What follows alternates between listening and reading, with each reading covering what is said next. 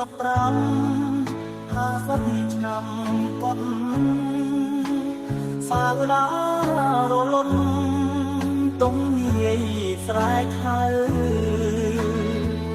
ស្រុកយើងប្រែខ្មែរក្លាំង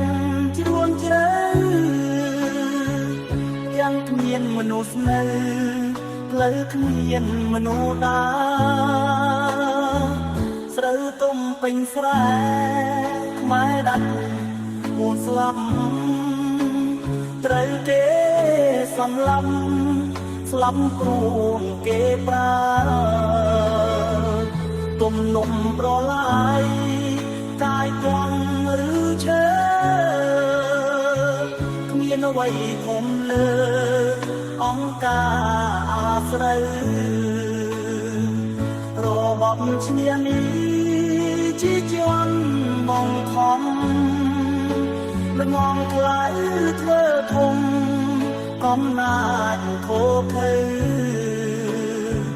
ស្លាប់កំវាលស្រែចាំតលអីលើរបបស្លៀកខ្មៅសូមលែងឲ្យមានខួប50 ឆ្នាំខ្មែរចាំកុំភ្លេចរឿងពីអាដិនទុំជាមេរៀនសន្តិភាពសពថ្ងៃថ្លៃរួង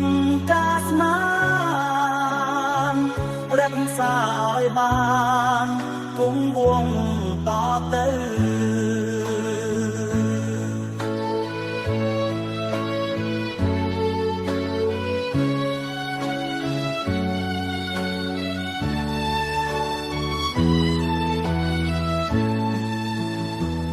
របបឈ្នានី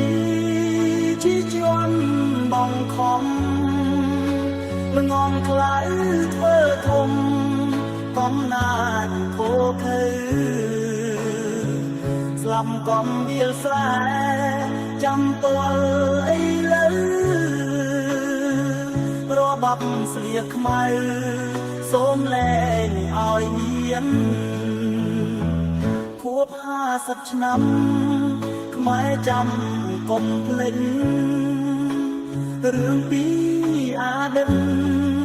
ទុំជាមេរៀនសន្តិភាពសពថ្ងៃថ្លៃរួងការស្មានរក្សាឲ្យបានគង់វង្សតទៅ